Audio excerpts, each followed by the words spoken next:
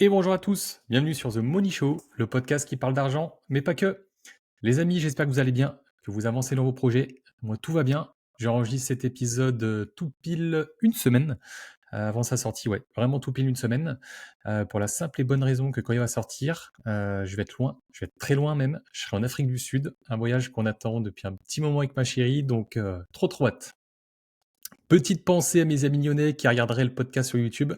S'il vous plaît, ne dites rien sur mon maillot, comme vous pouvez le voir. Bref, petit retour sur le dernier épisode qui a été très bien accueilli et je vous remercie encore pour vos retours. J'ai eu une note de plus sur Spotify, donc on est maintenant à 37 notes. Je suis toujours à 36 notes sur Apple Podcast. On n'hésite pas à les mettre, une petite note 5 étoiles sur les plateformes d'écoute. On s'abonne aussi à la chaîne YouTube. Vraiment, je compte sur vous. Je sais pas où je vais, mais j'ai envie de continuer à laisser la vidéo. Donc, on verra ce que ça va donner. Et là, avec les travaux de mon bureau qui va être plutôt un salon de tournage de podcast, les travaux sont terminés en fait à 60-70%, je dirais. Là, je pars en Afrique du Sud. À mon retour, je pense que j'ai, on va dire, une grosse semaine, 15 jours de travaux pour les terminer, notamment au niveau de la peinture. Et après, ce sera surtout de la déco, de l'aménagement, on verra. Mais je me dis que pour les invités que je ferai déplacer, ça va quand même être un petit plus la vidéo, donc c'est pour ça. On va essayer de continuer dans cette lancée. Et pour terminer, je vous dis à nouveau merci pour vos écoutes, pour vos partages. C'est vraiment grâce à vous qu'on en est ici, donc c'est cool. Maintenant, concernant l'épisode du jour, ça va être un petit épisode spécial, si je puis dire. C'est vrai qu'on vous parle, enfin moi je vous parle souvent des réussites, des chiffres, des avantages que peut procurer l'immobilier. Mais aujourd'hui, je vais parler d'un autre aspect, parce que oui, investir, entreprendre, ça fait rêver, mais c'est pas toujours aussi facile et incroyable que ce qu'on voit sur Instagram. Surtout la location courte durée. La LCD, location courte durée LCD, c'est aussi des emmerdes, c'est des imprévus, c'est des prises de tête, de la charge mentale. Et je pense que pour moi, c'était important d'en parler, dans le sens où ça fait maintenant 3 ans exactement que je fais de la location courte durée. Je l'ai déjà dit, mais c'était suite à un pari avec une pote qui s'appelle Sonia et que je salue au passage. Et puis pour faire un petit état des lieux, moi ce jour, j'ai 6 locations courte durée, dont une sous-loc. Les 5 autres, elles m'appartiennent. J'ai 3 LCD dans la ville où je vis et où je travaille. J'en ai une qui est à 1 heure 15 de chez moi et j'en ai 2 autres qui sont à 2 heures de chez moi. Je suis bientôt à 350 commentaires sur, Airbnb. Booking, un paquet aussi. Je regarde pas, mais, il y en a moins que Airbnb, mais il y en a un paquet aussi. Et en fait, la LCD pour moi, ça a été progressif dans le sens où la première année, j'ai géré un bien. La deuxième année, j'ai lancé 2 LCD. La troisième année, j'en ai lancé 3. Donc autant vous dire que des galères, j'en ai eu. Et je vais démarrer de suite avec la dernière en date. Une grosse galère et c'est, on va dire, cette galère qui m'a fait, qui m'a donné l'idée en fait de tourner ce podcast. En fait, cette dernière galère, c'était, comment dire? On va dire un mini projet X, dans mon appart. Donc il a été saccagé. Le contexte, c'est quoi? C'est tombé pile poil quand ma femme de ménage m'a planté. Donc c'était ma maman qui faisait le ménage, c'était un samedi matin exactement. Et en fait, elle m'appelle, en pleurs, en me disant, «L'appart, c'est une cata, viens vite». Donc bon après, j'ai pas envie de dire que j'ai l'habitude, mais voilà, j'ai eu souvent des galères en LCD, donc je lui ai dit: «T'inquiète, ne t'affole surtout pas, prends ton temps, respire, prends des photos et puis on verra après». Et moi, qu'est-ce que je fais tout de suite? J'appelle, donc je raccroche avec ma mère, j'appelle, le client qui ne décroche pas. Donc bon, bah, voilà, je retourne au travail, enfin je retourne au travail. J'étais sur mon lieu de travail, mais du coup je reprends le dossier sur lequel j'étais en train de travailler à la banque. Et puis là, le client me rappelle, donc forcément, je décroche tout de suite. Là, je commence, en fait, à lui passer, une grosse saucée, et surtout, quand il parle, j'entends ma mère qui était derrière, en fait. J'entendais sa voix où ma mère lui disait: «Mais sors de l'appartement, qu'est-ce que tu fais là?» machin. Et là, en fait, tout de suite, moi, j'ai vraiment débranché. Je me suis dit: «Oh putain, le mec, il est revenu en plus, il est revenu dans l'appartement». Et ce que je vous ai pas dit juste avant, c'est que ma mère, m'avait expliqué que, heu, déjà, moi, il y avait un client qui avait réservé, il y avait une personne qui avait réservé et elle m'a dit, quand elle m'a appelé, qu'il y avait 3 mecs et qu'en fait, elle les a virés. Qu'elle a viré les 3 mecs, et là, quand du coup, le client me rappelle et que j'entends ma mère derrière, je flippe. Donc je lui dis: «Bouge pas mon gars, j'arrive tout de suite». et en fait, il était en haut-parleur et ce que je savais pas, je l'ai su après, c'est que ma mère, l'a entendu aussi. Donc là, qu'est-ce que je fais? Bah, je sors du boulot, mais en urgence complet. J'ai même pas eu le temps de prévenir mon chef, je suis parti en courant. J'étais dans ma LCD, on va dire 3 minutes 30 après. Heu et là, en fait, quand j'arrive, je vois un petit jeune dehors, mais je dis: «Mais qu'est-ce que c'est?» Enfin, c'est pas lui, je pense et tout, et je vais pour rentrer dans mon logement, et en fait, il se trouvait que, bah, le client avec qui j'ai eu des galères, c'était ce client-là, et ce que j'ai pas su et que ma mère m'a dit juste après, et c'est pour ça où vraiment, je le répète, mais faut pas prendre de risques, en fait, avec la LCD. Faut Voilà, quand il se passe quelque chose comme ça, faut laisser couler et basta. En fait, quand je lui dis, moi, au téléphone: «Bouge pas, j'arrive tout de suite», au client, en gros, j'avais envie de le défoncer, je lui dis: «J'arrive tout de suite». Ma mère a écouté ça et en fait, qu'est-ce qu'elle a fait? Encore plus folle que moi, elle s'est enfermée dans le logement avec le mec qui, bon, avait un tout petit physique là-dessus, il y a pas de sujet, mais bon, je trouve ça quand même dingue, dans le sens où elle a quand même pris des risques. Et en fait, moi, j'arrive, le mec, je lui dis: «Mais qu'est-ce que t'as foutu avec mon appart?» Donc je le fais rentrer dans le logement, je constate les dégâts, je lui dis: «Mais c'est une blague, mais qu'est-ce que t'as foutu?» Donc en fait, qu'est-ce qui s'est passé? C'était tout crado, il y avait des ordures, mais de partout. Il y avait une table basse de cassée, il y avait un ventilateur de cassé, des traces au plafond, des traces au mur, enfin, une catastrophe, le sol collé. En fait, je marchais dans le logement, c'était une cata, mes chaussures restaient collées. Et le mec me dit: «C'est pas moi». Je lui dis: «Non, mais attends, mais tu te fous de moi, c'est toi qui as réservé?» Il dit: «Non, mais je te jure, c'est pas moi». Je lui dis: «Mais c'est qui alors?» Et là, il me dit: «Bah, c'est mes potes», enfin, du coup, c'est pas vraiment mes potes, mais c'est les gens qui étaient avec moi et tout machin. Et là, je me dis: «Waouh, putain, dans quelle galère je suis». Hem et en fait, je lui dis: «Bah, vas-y, explique-moi». Et là, vraiment, j'ai eu du sang-froid parce que, clairement, quand je suis arrivé, la personne, j'avais envie de la tarter. Mais du coup, c'est comme ça, c'est saccagé, qu'est-ce qu'on peut y faire? C'est comme ça. Du coup, je lui dis: «Bah, vas-y, explique-moi». Il me dit: «Bah, en fait, j'ai invité un pote, enfin, une connaissance», parce qu'au final, c'est pas vraiment un pote. Et qu'est-ce qu'il a fait? Bah, lui, il a invité une autre personne, qui a invité une autre personne, qui a invité une autre personne, et en fait, j'ai plus suggéré. À la fin, on était une douzaine, une quinzaine, je sais plus ce qu'il m'a dit exactement, mais en gros, j'ai retenu douzaine ou quinzaine, et voilà ce qui s'est passé. Et en fait, il est resté 12 ou 13 nuits, je crois, dans le logement. Et ils ont fumé dans le logement, ils ont fait la fiesta dans le logement, ils ont pété des balais, ils ont pété aussi un meuble. Heu, alors on va dire en termes de montant, il y avait pas grand chose, mais c'était surtout, quand on arrive dans le logement, voilà, ça pue la cigarette. On sait qu'il va y avoir des heures de ménage, des heures et des heures même. Donc voilà, bref, je lui dis, «Bah, vas-y, bah, appelle tout de suite tes potes et tout machin». Et là, il appelle un de ses potes et le mec commence, littéralement, en fait, à me menacer. Et en fait, sur le coup, je dis: «Ouais, c'est pas la peine, c'est stérile, en fait, comme conversation». Je lui ai dit de raccrocher et je lui ai dit: «Allez, on va aller tout de suite chez les flics». Après, je sais que les flics, ça changera pas grand-chose, mais c'est surtout, en fait, pour, noter les noms de ses potes, si jamais derrière il y a des représailles au niveau de mes équipes de ménage, au niveau de mes clients et cetera. Donc voilà, le mec au téléphone, m'a menacé, voilà, il m'insultait, menacé de mort et cetera. Donc ça, je m'en tamponne moi de mon côté, il y a pas de sujet, c'est surtout vis-à-vis, voilà, comme je le répète, de mes équipes, voilà, mes femmes de ménage. Hem et puis surtout les clients, quoi. Que les mecs se repointent pas et qu'ils menacent pas des clients, donc bref, on va porter plainte, voilà. Le gamin, j'ai appris que c'était un gamin qui s'était fait virer, qui était en famille d'accueil, qui s'était fait virer par sa famille d'accueil, donc bref, une cata. Derrière, il y a eu quoi? On était 3 parce que du coup, il y a mon papa qui nous a rejoints, à peu près 4-5 heures de ménage dans le logement, 5 ou 6 sacs de 200 litres. Donc je sais pas si vous vous rendez compte, 6 sacs de 200 litres d'ordures. Donc voilà, des bouteilles de vodka, des fast-food, des bouteilles pétées, des cigarettes, des paquets de cigarettes, enfin bon, une catastrophe. Les mecs en plus des pros parce que j'avais au plafond des détecteurs de fumée, et en fait, des détecteurs de fumée qu'en plus, j'ai vissés. Voilà, c'est compliqué de que j'ai vissé. Et alors on les visse au plafond, derrière on les clipse et moi j'ai revissé par-dessus pour qu'on puisse pas le déclipser. Parce que je sais très bien comment ça se passe, il y en a des fois qui les dévissent. Et là en fait les mecs c'était des pros parce que c'était des vis en étoile. Donc les mecs, ils avaient tout l'attirail, ils ont réussi à dévisser aussi bien dans la chambre que dans le salon les détecteurs de fumée. Ils m'ont dévissé même des chaises. En plus, c'était des clés Allen qu'il fallait, donc ils avaient vraiment tout l'attirail. Bref, une cata. Donc voilà, on va dire cette grosse galère m'a donné envie de tourner cet épisode.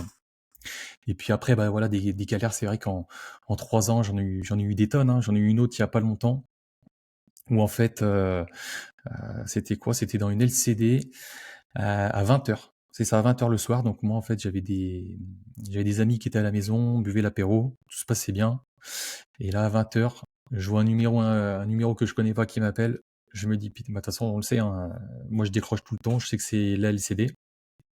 Je décroche et là, en fait, c'était des personnes qui avaient à peu près la soixantaine, qui arrivaient pas à faire marcher la télé dans ma LCD. Donc voilà, moi j'ai mis en place des process, je vous l'expliquerai après. Des process pour, voilà, leur dire comment ça marche, comment on allume, comment on fait ci, comment on fait ça.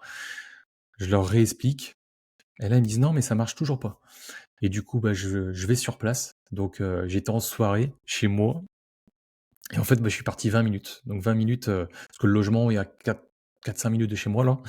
Donc j'y suis allé, pour me rendre compte qu'effectivement il y avait un problème au niveau internet, au niveau box, je sais pas du tout et le lendemain, j'ai voulu appeler un technicien et les clients m'ont dit que ça refonctionnait. Donc allez savoir. Qu'est-ce que j'ai eu d'autre? J'ai eu, si, ça c'est un client de mauvaise foi et je me rappelle que cette fois-ci, ça c'était au tout début, j'avais complètement déraillé, mais j'avais vraiment pété un câble. Donc le client partait le samedi matin et moi le week-end à l'époque, j'avais une femme de ménage qui, pouvait faire le ménage, mais enfin, qui pouvait faire le ménage, mais en gros à 10h au plus tard. C'est-à-dire qu'il fallait qu'à 11h, 11h30 maximum, elle ait terminé le ménage parce que derrière, en fait, elle gérait ses gamins et du coup, qu'est-ce qui s'est passé cette fois-là? Le client m'écrit, je crois, le mercredi ou le jeudi en me disant: «Est-ce que samedi, je peux partir plus tard?» Donc je lui dis: «Bah non, écoutez, c'est indiqué moi dans mon règlement, quand vous réservez, c'est bien indiqué l'heure de départ 10h».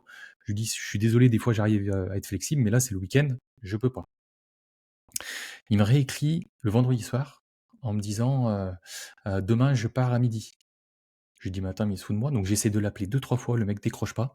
Heu, je lui envoie des messages Airbnb qui sont lus, où je lui explique que: «Non, non, non, vous partirez en fait à 10h parce que moi c'est pas possible à midi et cetera». Et le lendemain, donc en plus, cette expérience-là, ça m'a trotté un petit peu en tête. Je me suis dit: «Ah quand même, j'ai essayé de l'appeler, je lui ai dit 2 fois non, en plus il a lu les messages». Je me suis dit: «Demain, il va quand même pas me dire que enfin, ma femme de ménage va quand même pas m'appeler pour me dire qu'il est pas parti». Le lendemain, j'étais en train de cuisiner. Je me souviens très bien parce que j'avais un grand couteau de cuisine, en main et c'est là que je me suis rendu compte que j'ai déraillé. 10h, le téléphone sonne, femme de ménage, je décroche, je dis: «Putain, c'est pas possible» et là, pas manqué, la femme de ménage me dit: «Bah» donc elle est arrivée, c'était 10h15 même, c'était pas 10h, c'était 10h15. Elle m'appelle, elle me dit, «Bon, bah, Romain, les clients sont encore dans le Airbnb».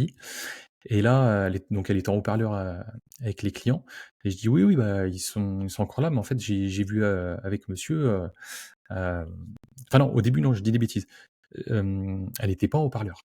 La femme de ménage, m'appelle et dit en fait au client, «Là, je suis au téléphone avec mon propriétaire» et là, le client dit: «Oui, oui, bah, je l'ai eu, il a dit que je pouvais partir à midi».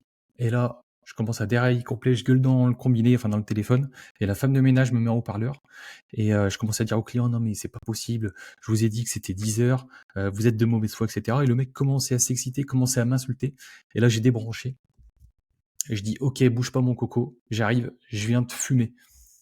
Et là, je me rappelle, j'ai jeté le couteau dans l'évier, j'ai pris la voiture, je suis parti en dérapage et en fait, j'ai fait genre, 300 mètres. La femme de ménage me rappelle en me disant, «Bon, bah, je pense que vous lui avez fait peur par téléphone parce que du coup, il est parti». Donc voilà, une galère de plus. Qu'est-ce que j'ai eu comme galère? J'ai déjà oublié de programmer des ménages.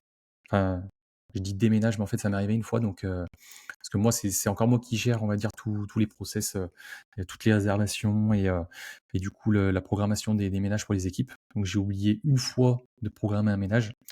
La cliente s'est pointée, elle me dit: «Bah, écoutez, c'est bizarre, j'ai l'impression que le ménage a pas été fait, c'est propre, mais les draps sont sur le sol, sont défaits, il y a des serviettes aussi» et là, sur le coup, j'ai dit: «Oh putain, merde». J'ai oublié, j'ai regardé, en fait, le calendrier, je l'avais pas programmé. Donc bon après, j'ai toujours, des draps de secours et puis, des serviettes de secours, donc la cliente, je lui ai indiqué. J'ai pu m'arranger avec elle. J'ai eu aussi un ménage oublié de la part d'une de mes femmes de ménage. Donc voilà, après, tout comme moi, ça m'est arrivé d'oublier donc ça peut arriver, voilà. Qu'est-ce que j'ai eu? J'ai eu, box internet aussi qui fonctionnait pas. Obligé d'aller chercher une box 4G de secours et de faire venir un technicien. Et je me souviens, c'était une cliente hyper casse-couille, qui avait même pas d'ordinateur, elle avait juste un téléphone et en fait, elle voulait absolument internet et c'est vrai que pour elle, c'était ma faute qu'internet fonctionnait pas et pas celle de l'opérateur ou quoi. Et là, en l'occurrence, c'est qu'il y avait un problème sur la ligne, de l'opérateur, donc voilà, j'étais pour rien. Et une autre galère aussi, je me souviens, 3:00 du matin. Donc moi, en fait, mon téléphone, il est en mode lune la nuit, mais pas en mode avion. Donc mode lune, ça veut dire que, il y a ma famille qui peut m'appeler parce que je les ai mis dans les favoris. Donc eux peuvent m'appeler, ça sonne tout de suite. Et mode lune, ça veut dire aussi sur l'iPhone que, si quelqu'un insiste pour vous appeler, s'il vous appelle, je crois que c'est 2 ou 3 fois, le téléphone, en fait, sort du mode lune et vibre. Et moi, en fait, le téléphone sonne une première fois, donc ça veut dire que le mec m'a appelé 2 ou 3 fois d'affilée. Téléphone sonne en pleine nuit, 3:00 du matin. Je dis: «Mais c'est quoi ce délire et tout machin?» Je raccroche. En fait, je savais pas qui c'était, j'étais dans le gaz et tout, donc je raccroche. Et là, ça arrive une deuxième fois, donc ça veut dire que le client a rappelé 2 ou 3 fois d'affilée. Et là, cette fois-ci, ma chérie dit, «Bah, décroche, on sait jamais si c'est un appart». Putain, je décroche, merci ma chérie. Je décroche et là, ça commence à parler en espagnol. Donc c'était un Nicaraguayen, enfin bref, quelqu'un du Nicaragua qui commence à parler en espagnol. Donc moi j'en ai déjà fait au lycée, c'était très loin et en fait, je comprends que c'est l'espagnol, mais je lui dis: «Écoute, tu veux pas qu'on switch en anglais?» Le mec, moi à peu près, il me dit: «Ouais, c'est bon, on peut parler en anglais». Et là, en fait, je devine qu'en fait le mec était ivre et il me dit, «Ouais, je peux pas rentrer dans le logement, machin et tout» et cetera. Bref, OK. Il était complètement bleu. Je lui dis: «Bah, écoute, mets la visio, je vais t'aider, machin et tout». Et là, en fait, putain, ce con, je vois qu'en fait, il était pas du tout au bon numéro. Voilà, moi, j'ai un logement, alors je vais pas citer le bon numéro, mais on va dire j'ai un logement qui était, au 32 et en fait, il était au 23. Il avait inversé les chiffres complètement bleu, donc je lui dis: «Bah, tu fais 20 mètres plus loin, c'est de ce côté, machin». Et après devant, il arrivait pas à ouvrir le boîtier à clé, et sur le coup, j'ai eu un doute parce qu'il me dit, «Vous m'avez pas envoyé le message». Et je me dis: «Bah si, je l'ai envoyé sur Booking, machin et tout». En fait, je vérifie et là, sur le coup, je me dis: «Putain, je vais quand même pas donner le code à quelqu'un qui me dit qu'il a pas eu le message». Et le mec me dit, «Si, si, mais vous m'avez fait un message sur Booking, et vous m'avez dit que c'était ça le code». Et là, en fait, il me sort le bon code et je lui dis: «Bah alors, comment ça se fait que tu arrives pas à ouvrir le boîtier?» Je lui dis: «Vas-y, mets-moi le boîtier en vidéo». Et en fait, il avait inversé les chiffres, bref, une galère. Je me rappelle ça, je crois que j'étais resté 15 ou 20 minutes en visio avec lui, mais bref, tout ça, pour vous dire, voilà, pourquoi je vous dis tout ça. Alors attention, c'est pas du tout pour me plaindre, c'est plus pour faire un petit retour d'expérience et surtout pour, vous donner un petit peu les leçons que moi j'ai apprises en faisant de la LCD. Et attention, hein, je suis humain comme tout le monde, je dis pas que c'est facile et je suis le premier en fait à m'enflammer, à m'emporter, quand quelque chose m'arrive. La preuve en est, bah, quand il m'est arrivé la dernière galère là, le petit projet X, dans ma LCD, sur le coup, j'ai complètement déraillé, voilà, j'ai cru qu'il allait arriver quelque chose à un moment et du coup, j'ai flippé, j'ai débranché le mec, j'étais parti pour l'allumer. Mais voilà, avec le temps et surtout le recul, je me suis rendu compte que les galères que j'ai eues, ça m'a permis de les transformer, on va dire en leçons.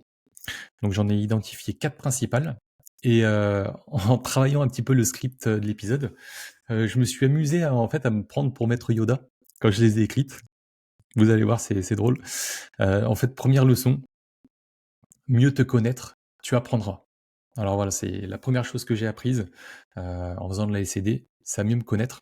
Voilà, quand tu as un client qui pète un câble à minuit, ou qu'on te prévient à 18:00 qu'il y a pas de ménage dans l'appart, bah, tu peux vite, voilà, perdre ton sang-froid, perdre tes nerfs. Et là, tu découvres que, voilà, si tu es du genre à paniquer ou à respirer un bon coup, heu, bah, voilà, ça peut être compliqué. Donc en fait, moi, ce que je conseille dans ces cas-là, bah, c'est se poser, on cherche une solution et puis de toute façon, on en trouve toujours une et puis quand il y en a pas, bah, voilà. Le but, c'est surtout, quand on fait de la LCD comme ça, il faut apprendre en fait à se dire qu'on ne peut pas tout maîtriser. En fait, la LCD, c'est une, on va dire, pour moi, c'est une école de gestion émotionnelle. Heu, Ça me permet en fait, d'apprendre, en tout cas d'avoir du recul et de me dire que j'ai pas forcément réagi cette fois-ci, ou cette fois-là. Donc en fait, tu apprends à pas te poser en victime, tu prends tes responsabilités. Voilà, même quand c'est pas toi qui a merdé, hein, quand c'est internet qui bug et ben, voilà, tu trouves une solution. Quand c'est ta femme de ménage qui a oublié une prestation, tu trouves une solution. Voilà, tu lâches prise aussi parce qu'en fait, tu peux pas tout contrôler et ça, plus vite tu l'acceptes, plus vite tu avances et surtout, moi, ça me permet de travailler ma confiance. Voilà, c'est vrai que même quand tout part en vrille, bah, je me dis de toute façon une chose: «OK, bah, de toute façon, j'ai pas le choix, c'est comme ça, j'ai les épaules pour et je vais apprendre à gérer ce problème». Ensuite, seconde leçon que j'ai apprise, les bons réflexes, tu développeras. Hem, Si tu veux tenir dans le temps, il faut que tu développes des vraies qualités d'entrepreneur. Donc il faut apprendre à être réactif sans paniquer. Donc, en l'occurrence, moi, j'ai des LCD à distance. Voilà, j'en ai une à 1h15 et j'en ai 2 à 2 heures. Donc voilà, s'il y a un dégât à distance, ben voilà, il faut apprendre à gérer le truc. Donc soit tu as des équipes sur place, soit sinon tu fais avec les moyens du bord, tu trouves une solution avec le client, mais il faut rester focus, il faut pas paniquer. Ensuite, il faut apprendre à se professionnaliser dans son activité, mettre en place des process, des checklists, des suivis réguliers pour éviter, bah, les oublis. Je pense notamment aux photos, aux vidéos de dégâts. Heu, Ça, c'est quelque chose qui est hyper important. Moi, j'ai toujours briefé mes équipes de ménage à ce sujet-là parce que si les photos sont pas prises, si les vidéos sont pas prises, si derrière tu veux aller demander, des fonds, sur Aircover, par exemple sur Airbnb, demander, à être remboursé, bah, voilà, si tu as pas de photos, si tu as pas de preuves et ben, c'est très compliqué de se faire rembourser derrière. Et moi, en fait, j'avais les mêmes, femmes de ménage depuis 2 et 3 ans. Une 2 ans et l'autre 3 ans. J'en ai une qui m'a planté. Derrière, j'ai racheté 2 nouveaux apparts que j'ai mis en LCD dans une autre ville. Donc du coup, ça veut dire que en même temps, j'ai eu 2 nouvelles femmes de ménage, dans mes équipes. En fait, 2 nouvelles femmes de ménage à trouver et une fois que je les ai trouvées, 2 nouvelles personnes dans mes équipes. Et en fait, c'est là que j'ai décidé de mettre en place une sorte de guide complet, un écrit, au cas où, bah, je me ferais planter à nouveau, au cas où, voilà, je sais pas, si jamais je trouve d'autres LCD, d'autres sous-locs et cetera. Et c'est vrai que sur le moment, ça prend du temps, vraiment beaucoup de temps, mais derrière, il y a rien à dire. Derrière, il y a rien à dire, quand l'homme de ménage, là, c'est en l'occurrence sur mes 2 dernières LCD, l'homme de ménage, il me dit: «Bah, voilà, qu'est-ce qu'il faut que je mette en place?» machin et cetera. Heu, Bah, en fait, voilà, il a l'écrit. Je lui ai simplement dit: «Vous le lisez, si vous avez des questions, vous m'appelez, on échange dessus et basta». Et puis ensuite, qu'est-ce que j'utilise aussi comme, on va dire pour me professionnaliser un petit peu? Je mets en place des process vidéo. Oui, c'est ça, process vidéo pour les, notamment pour les clients avec les box internet, enfin les box TV. J'ai aussi un appart où j'ai pas de box télé, mais j'ai, je sais plus, c'est une clé Amazon ou un truc comme ça. En gros, ça fonctionne avec Molotov. Et en fait, au tout début, en plus, c'était un appart qui était à 1h15 de chez moi. C'était mon ancienne résidence principale. Heu, pour moi, quand j'y habitais, bah, voilà, Molotov, ça coulait de source, il fallait appuyer sur tel et tel bouton et c'était une erreur de ma part, mais j'estimais que, bah, du coup, les personnes qui louaient le logement, bah, savaient aussi faire les manips et j'ai eu une fois le cas, 2 fois le cas. En fait, les personnes, on s'appelait en visio, machin et cetera. C'était vraiment le bordel. Donc j'avais eu l'occasion de retourner dans ce logement parce que j'allais voir un pote qui était à côté et en fait, j'y suis allé. J'ai pris, tout le process, voilà, pour pouvoir allumer la télé. Alors c'est tout con, hein, vous allez me dire, mais il y en a vraiment qui galèrent à ce niveau-là. Donc le process, telle télécommande pour allumer la télé, telle télécommande pour allumer, la clé Amazon ou la box TV et cetera et du coup, j'ai mis ça en place. Qu'est-ce que j'ai mis en place? J'ai mis en place aussi des messages, on va dire sur les potentiels, comment dire? Potentiels filles de joie. Hem, alors après voilà, j'ai déjà eu des réservations où, les profils me semblaient un petit peu suspects. Voilà, j'en dirai pas plus. Et en fait, qu'est-ce que je faisais, pour la petite astuce, qu'est-ce que je faisais quand j'étais dans ce cas-là? Je fais partir un message, dans lequel j'explique, à la personne, dès qu'elle réserve, donc avant qu'elle soit dans le logement, mais dès qu'elle réserve, en disant, «Eh beh, écoutez, merci pour votre réservation.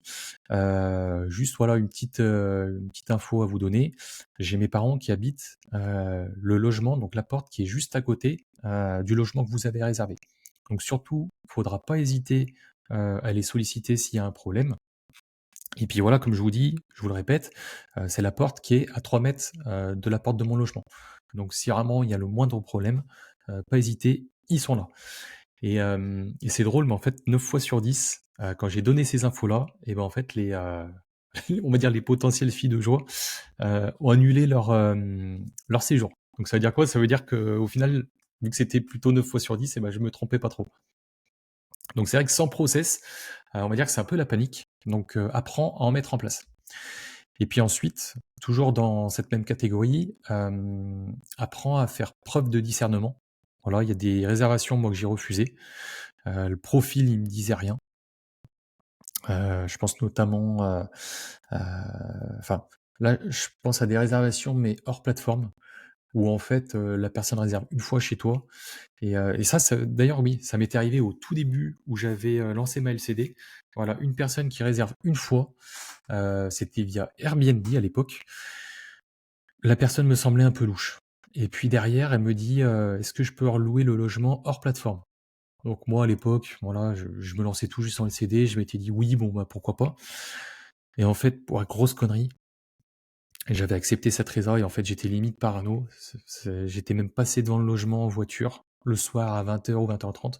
Je m'étais dit: «Putain, tu con, tu loué hors plateforme, donc ça veut dire que t'as pas de sécurité, t'as rien.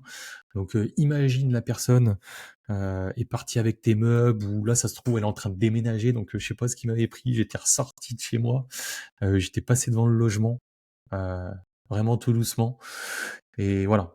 C'est pour ça qu'il faut apprendre à faire preuve de discernement. Moi, c'est le genre de choses maintenant qui ne m'arrive plus du tout. Ça m'arrive de passer hors plateforme des fois, mais je demande aux clients plusieurs choses. Déjà, il faut que ce soit quelqu'un qui soit revenu plusieurs fois chez moi, et qu'à chaque fois, mes équipes de ménage n'aient pas fait de remarques vis-à-vis de ça. J'en ai des fois qui me le demandent, à la première réservation. Ils réservent et en fait, ils m'appellent dans la foulée en me disant, «Oui bonjour Romain, est-ce qu'on pourrait passer hors plateforme pour la prochaine réservation?» Donc moi, à chaque fois, je suis cash maintenant, je leur dis: «Écoutez, moi non, j'ai déjà eu assez de soucis avec ça, donc on fait deux trois réservations ensemble. On voit comment ça se passe». Alors ça, je le dis vraiment quand je sens bien la personne, hein, mais voilà, on fait deux trois réservations, on voit comment ça se passe et puis, derrière, si j'ai pas de remarques de mes équipes de ménage, que le logement il est en bon état, qu'il y a pas de soucis particuliers, heu, ça se discute et en fait, voilà. J'arrive à passer hors plateforme comme ça, mais sinon on va dire que j'évite. Je préfère avoir tout ce qui est assurance, notamment, AirCover de Airbnb qui est vraiment tip top au passage. Donc voilà, même si des fois c'est tentant, faut savoir dire non et puis pour terminer, bah, faut savoir faire preuve, pardon, de discipline. C'est-à-dire que quand il y a un pépin, bah, en fait, le plan, c'est de suivre le plan. Pas d'improvisation, pas d'état d'âme, tu fais ce qu'il y a à faire et point. On en vient ensuite à la troisième leçon. Ton argent comme un pro, tu géreras. La LCD, c'est vrai que je dis souvent, ça peut rapporter beaucoup, mais ça peut aussi coûter beaucoup. Et ça, faut l'anticiper. Donc, une des premières règles, bah, c'est de prévoir un budget galère. Voilà, il y en aura toujours. Il y a toujours un truc qui déconne, donc voilà, il faut provisionner en fait des fonds pour les galères que vous allez avoir. Ensuite, la deuxième règle que moi je regarde, c'est regarder la rentabilité du projet à l'année et pas forcément au mois. Parce que forcément, après tout dépend de la localisation de votre bien, mais il peut y avoir aussi une saisonnalité, au niveau de vos logements. Voilà, des fois ceux qui sont en station balnéaire, bah, forcément il y a plus de réservations l'été, donc plus de chiffre d'affaires l'été. Donc voilà, un mois dans le rouge, ça peut arriver, c'est pas la fin du monde, mais par contre, il faut qu'on soit rentable sur l'année. Donc ça, c'est vraiment la règle principale. Bien évidemment, s'il y a que des mois négatifs et qu'à la fin, tu as quelques mois positifs et que tu es à l'équilibre, à ce moment-là, ça vaut pas le coup de faire de la LCD. Il faut juste que voilà, que ça reste exceptionnel, mais tu peux avoir un ou 2 mois dans le rouge si par contre derrière, tu as des mois où ça compense et que ça fait fois 2, fois 3, fois 4 même. Ensuite, mets en place des garanties. Bah, là, en l'occurrence, c'est ce que je disais un petit peu avant. Éviter de passer hors plateforme ou alors si tu passes hors plateforme, pardon, et ben, trouve des solutions pour mettre en place des cautions. Voilà, il existe des cautions, qui sont payantes, mais tu peux mettre, des cautions en place, même quand tu fais de la LCD. J'ai vu ça il y a pas longtemps, j'ai plus le nom du site en tête, mais voilà, on peut le faire. Les assurances, voilà, vérifie que tu es bien couvert. Des contrats béton, heu, qui te couvrent notamment pour la LCD. Ça évite les discussions inutiles. Ensuite, fais gaffe à tes canaux de réservation. Alors ça, c'est peut-être propre à moi, Mais c'est vrai que, moi, j'ai beaucoup plus de problèmes avec les clients de Booking. Alors là, en l'occurrence, on va dire la dernière grosse galère que j'ai eue, le petit projet X que j'ai eu, c'était avec Airbnb. Mais sinon, au vu de toutes les galères que j'ai eues, on va dire que 7 ou 8 fois sur 10, voilà, quand j'avais des logements qui étaient crado, quand j'avais, des petites bricoles qui étaient cassées ou autres, 7 ou 8 fois sur 10, c'était Booking. Et après, c'est un petit raisonnement que moi je me suis fait. Attention, j'ai pas la science infuse ou quoi, mais je me dis, voilà, Airbnb, tu loues entre particuliers. Donc en fait, les gens s'ils ont une conscience ou pour la plupart se disent, bah voilà, je loue à un particulier, c'est une personne, je vais quand même respecter son logement. En tout cas, c'est ce que moi je pense. Et Booking, c'est beaucoup de travailleurs. Donc, je sais pas, je me suis fait un raisonnement dans peut-être que voilà, c'est une clientèle qui est un peu moins respectueuse. Ils viennent, ils mangent, ils dorment, et puis derrière, si c'est crado, c'est pas grave, c'est comme à l'hôtel. Sauf qu'après, voilà, faut pas oublier que c'est pas comme à l'hôtel. Donc voilà, fais un petit peu gaffe à tes canaux de réservation. Et puis surtout, dernière petite leçon, enfin dernière petite leçon, dernier point sur cette leçon, apprends à choisir, voilà. Est-ce que tu répares, ou est-ce que tu rénoves? Parfois, moi la question s'est posée, voilà. Faut arrêter de bricoler, d'essayer de fignoler, de réparer et faire les choses bien une bonne fois pour toutes, voilà. Tu répares ton plutôt que de réparer ton meuble ou de réparer ci ou réparer ça, bah, voilà, tu t'achètes un nouveau meuble, t'achètes une nouvelle télé, tu des nouveaux couverts, des nouveaux verres et cetera. Voilà un petit peu pour cette troisième leçon. Et enfin, quatrième et dernière leçon, ton activité, tu structureras. Dernier point et pas des moindres, voilà la structure.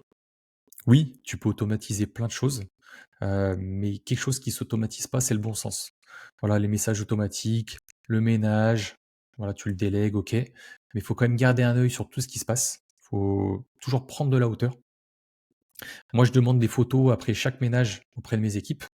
Même si sur les plateformes, les messages, sont automatiques, j'essaye quand même de surveiller, les messages qui s'envoient. Donc voilà, les clients, répondent souvent aux messages automatiques. Donc moi, des fois, j'y vais. Maintenant, on peut liker, leurs réponses. Au travers, il y a des questions, donc voilà, faut quand même, avoir du bon sens, en fait, et puis aller surveiller tout ça. Heu, Moi, j'aime bien en tout cas. Et puis on va dire ce que j'aime bien aussi, moi, c'est le contact client. Donc c'est vrai que si on faisait ça en mode automatique, pas de personnalisation ou autre, bah oui, on fait de l'argent, on fait du business, mais c'est nul. Moi, en fait, ce qui m'intéresse dans tout ça, au-delà du cash, hein, moi, les raisons principales, c'est que l'immobilier, de une, j'adore ça. Et puis voilà, j'aime bien que les clients soient contents du logement que je propose. J'aime bien avoir des bons commentaires. Et c'est vrai que quand j'ai des mauvais commentaires, mais que voilà, que c'est argumenté, et que c'est structuré, voilà, ça m'est arrivé d'avoir des 3 étoiles. Je contacte la personne, voilà: «Qu'est-ce qui s'est passé? Dites-moi qu'est-ce que je peux faire pour m'améliorer?» Et ça, c'est ce que je dis aux clients et c'est ce que je pense surtout. Donc voilà, pour moi, faut quand même aimer ça. Ensuite, faut avoir un plan pour les urgences. Voilà, les clients, qui cassent quelque chose, clients, bah, voilà, là, en l'occurrence, qui saccagent un appartement, check-in non respecté, internet qui est en panne, voilà. Faut savoir, quoi faire directement. Et puis surtout, le réseau, c'est ton levier. Voilà, il faut des prestataires fiables. Et j'ai tendance à penser, moi, que voilà, si tu as des prestataires qui sont fiables, c'est 80 du boulot, qui est fait, même 90, je dirais. Pourquoi? Bah, en fait, lui, c'est ton prestataire de ménage, c'est tes yeux et tes oreilles, en fait. C'est la personne, qui voit le logement, en fait, au quotidien. Et c'est triste, hein, mais si tes équipes, en fait, si ta femme de ménage ou ton homme de ménage n'aime pas ça, n'aime pas faire ce qu'il fait, heu, tu le sauras tout de suite. Et moi, jusqu'à présent, j'ai toujours sélectionné des personnes qui adorent leur métier, qui adorent que tout soit propre, qui, ont, on va dire, le goût du détail bien fait. Et là, en l'occurrence, la dernière femme de ménage que j'ai trouvée là dans ma ville où j'habite et où je travaille, et bah, les ménages, elle les fait en telle durée. Et des fois, bah, elle me dit: «Bah, j'ai pris 5 minutes, par exemple, pour, nettoyer l'intérieur des prises, nettoyer le haut des portes, nettoyer le haut du placard». Alors c'est pas des choses qu'il faut non plus faire à chaque fois parce que quand on le fait régulièrement, bah, ça va. Et du coup, en fait, elle est super contente de me dire ça et puis moi, du coup, je suis super content parce qu'elle, elle est contente, moi, je suis content, les clients sont contents et au final, dans l'histoire, tout le monde est content donc voilà. Tendance à dire que, 80-90 du boulot, il est fait par, vos équipes de ménage, vos prestataires. Donc voilà, faut investir, on va dire, dans de l'humain, dans de la relation. Faut garder, du contact, en fait, avec ces personnes-là et puis il faut garder ceux qui bossent bien et puis malheureusement, faut se séparer des personnes, qui bossent pas bien. Aussi, faut fixer des règles qui sont claires dès le départ. Voilà, un petit règlement, alors ça, c'est plus pour les clients, mais voilà, un règlement intérieur qui est bien rédigé, qui est visible, ferme. Ça, c'est la meilleure protection qu'on puisse avoir. Et puis ensuite, à chaque galère qu'on a, va faire un petit débrief, prendre de la hauteur, analyser la situation, corriger et améliorer. Donc voilà un petit peu, on va dire les leçons que moi j'ai apprises au cours de ces 3 dernières années, de location courte durée. Donc voilà, première leçon, mieux te connaître, tu apprendras. Deuxième leçon, les bons réflexes, tu développeras. Troisième leçon, ton argent comme un pro, tu géreras. Et quatrième et dernière leçon, ton activité, tu structureras. Donc l'immobilier, c'est pas un long fleuve tranquille, mais franchement, moi je trouve que c'est ces galères qui m'ont le plus appris, voilà, qui m'ont le plus appris sur moi, qui m'ont le plus appris, on va dire, sur l'approche terrain.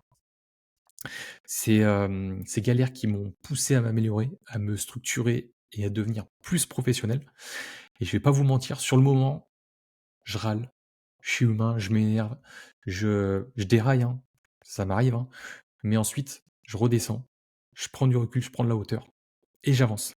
Et en fait, c'est ça le jeu. Si tu veux durer, il faut accepter que les galères fassent partie du chemin. Et, heu et en fait, on va dire pour conclure et terminer cet épisode, moi j'aimerais savoir si toi aussi tu as déjà eu des galères en LCD.